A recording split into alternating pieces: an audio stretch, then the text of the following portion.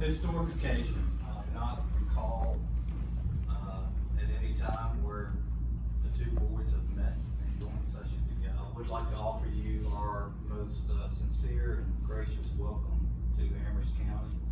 I was thinking about it that, you guys are our friends, you are neighbors, but more importantly, you're also our family.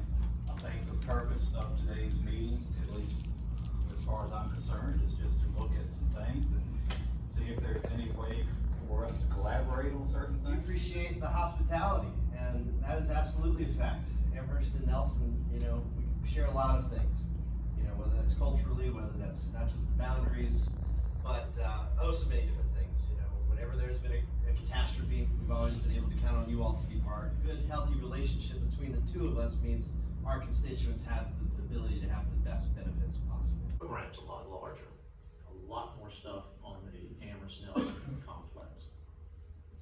How large would you say the older man site was?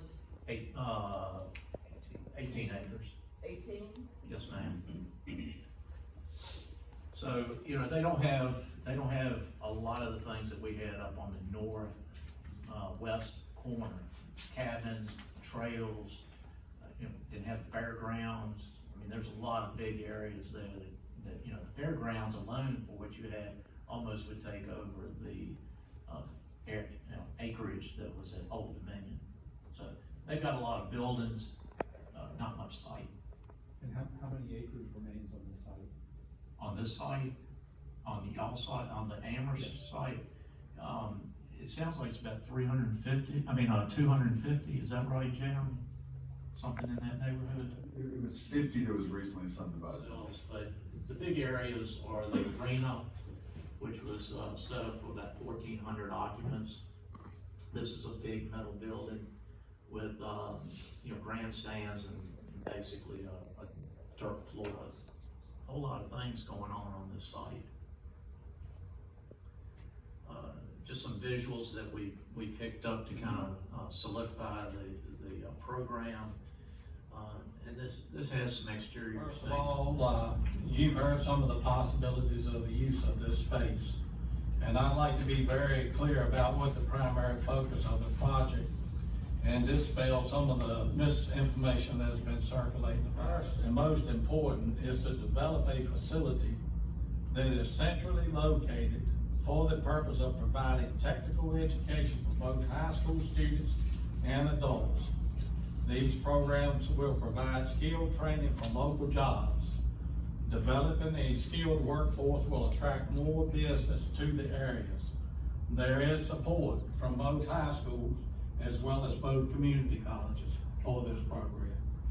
Second is to develop an ag center that is large enough to accommodate crowds for large events like regional fairs, rodeos, livestock shows, sales, and other events, in addition to the primary use as an education center, like CDL training was discussed. Maybe it's a brewmaster, maybe it's HVAC, maybe it's welding, machinists, auto mechanics, equipment mechanics, equipment operators, EMT training, just to name it. The proposed property is almost exactly equal distance between each high school.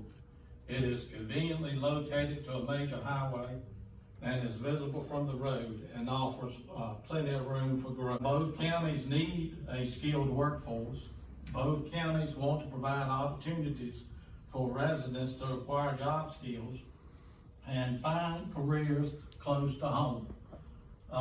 Support future generations and keep the communities growing.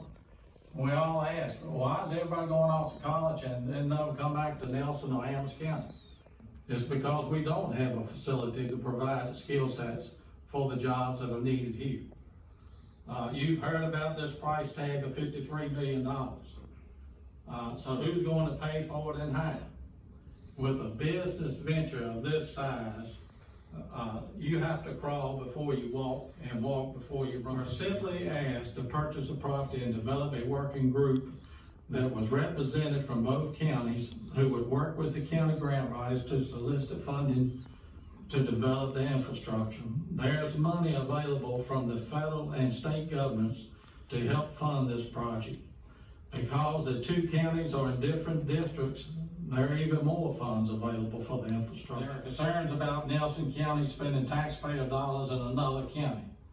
It was made clear early on that the residents of both counties would have equal access to the benefits of this project. There are some details that will need to be worked out as the project moves forward, but there were no plans to have one county unfairly advantaged over the other.